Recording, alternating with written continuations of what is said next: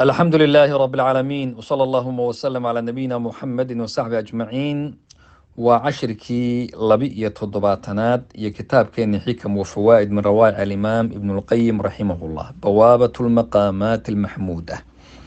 هل كان وحو شيخ شيغيا معلومة عوان لوغا دغاي والباب كلا قالوا المقامات المحمودة ميلها وناكسن بوسسك في عن لما هذيو الباب كلا قال وهل وصل وحول ابن القيم وهل وصل من وصل إلى المقامات المحمودة والنهايات الفاضلة إلا على جسر المحنة والابتلاء. ما waxay ku gaaraan hal wasala man wasala ma waxay ku gaaraan dadka gaadhay meelaha boosaska la mahadiyo ee fiican iyo meelaha yoolka arrimaha ay ku dhammaadaan gaayada iyo meesha u dambaysa ku dhammaadaan ilaa in la gudbo jisri waxaa la yidhaahdaa dekeda ama meelaha buundada ah, buundada mixnada oo dhibaatada iyo alibtilaa iyo imtixaanaadka in la maro ma ogiye miyaa la gaadhaa horta wax fiican. bimacnaa waxaa weeye shayga wanaagsan dhib baa loo maraa, mixna ka sokaysa, imtixaanaad baa ka sokeeya. wahal yakuunu lilcabdi daraja, waxaa suuragala qad yakuunu lilcabdi daraja, addoonka inuuba ilaahay darajo ugu talagalay. darajo waa meel sare cinda allahi, ilaahay agtiisa uusan gaari karaynin ilaa inuu la yimaado qofkaas isaga ah waxyaabahan dhibaatada inuu sii maro ma ogi, oo ayba ka dambayso shayga wanaagga inuu dhibkan tirada badan uu sii maro. darajaadkiisa suuragal in kor loo qaadayo ilaa laakiin waa inuu sii maro dhibaatooyin badan baa la mariyaa. ibnuqayim wuxuu yidhaha waidaa ta'amalta, haddaad fiirfiiriso xikmada ilaahi subxaanahu watacaala dadka uu imtixaamay addoommadiisa uu weliba uu doortay waxyaabaha uu raba inuu gaadhsiiyo ajali lghaayaati wa akmali nihaayaati, meelaha ugu sareeya shaygaa ma gaadhi karo ilaa inay gudbaan calaa jisrin min alibtilaa walimtixaan.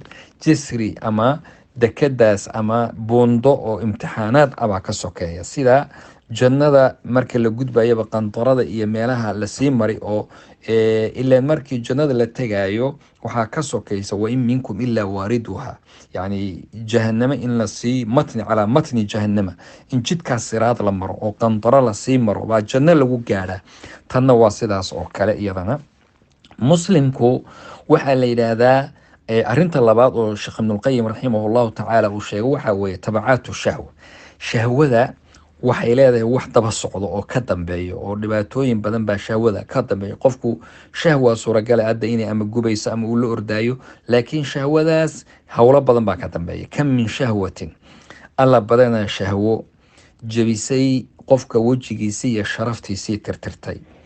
badanaa shahwo qofka xumaysay maqalkiisii iyo muuqiisii xumaysay. badanaa shahwo dullinimo ruuxa dhaxalsiisay. badanaa shahwo qofkii ku samaysay dhibaato uusan kasoo waaqsan karin, oo keentay xitaa caar iyo ceeb aynan biyuhu dhaqaynin. maxaa jira waxaa la yidhaahdaa ina cayna saaxib alhawa camya, qofka hawada uun daba socda indhihiisu waa indhala yahay. qofku waa qof indhala wey, marka waxba ma kala garanayo. ayib, haddaba qofka muslimka almuslimu waxaa la yidhaha sideedaba shahwadan hadda aan ka hadalo marar badan aan ka hadalo dadka aan idhahda shahawaad iyo shubuhaad baa dhumiya. shahwadu ma aha mutaalaban, qofku kuma muslimku laysa mutaalab kuma aha bitakhalusi min shahwati walqadaa calayha, inuu yani ka takhaluso ama aad shahwadii la tirtira macnuhu maa, laakiin joogitaanka shahwadu xikmad bay leedahay. xikmadu ilaahay waa xikmatu tanaasul, waa in la dhalo, waa in la jiro, waa in ummadani ay sidan usii jirtaa, shahway ku timaadaa. laakiin midda la rabaa waxa weye almatluub, qofka mukalafka laga rabo inuu toosiyo shahwadiisa. inuu toosiyo waxaa weye wadadii loogu talagalay oo ilaahay oo amray uun in lagu guto, ee wado kale aan lala aadin. taas wey midda la rabaa. almatluubu lilmari waxa weye caqligiisu inuu ka celiyo can itibaaci shahwatin caajila, yacni shahwo hadda degdeg ah laakiin dhaxal siinaysa tuurisu ghaman caajilan wa aajilan, dhaxal siinaysa hami iyo hami iyo murug iyo walwal wakti dheer sii jira. fakam min akla la yidhaahdaa maxaa jira cunto oo kaa reebtay akalaad badan, manacad akalaad waladha awrathat. yacni cuntada waxa weye qofku waxaa la atukham oo la yidhaha tukham waa sida daaca qurunka iyo fulaanka iyo qofku warta markuu cunto aada u cuno ama uu iska badiyo cuntada uu ka go-a dib dambe inaadoo cunin baa suuragala weligaa oo dambe inaad xitaa markaad aragtaba lagu soo qaado ood ka cararto.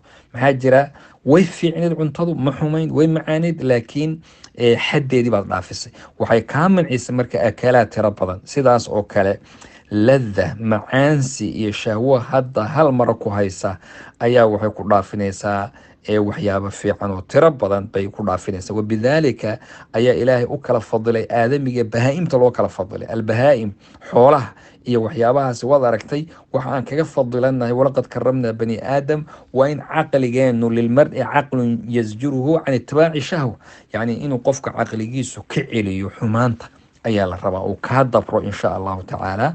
marka ilaahay subxaana wa tacala hayna xifdiyo. wajazaakum allahu khayr baaraka allah fiikum.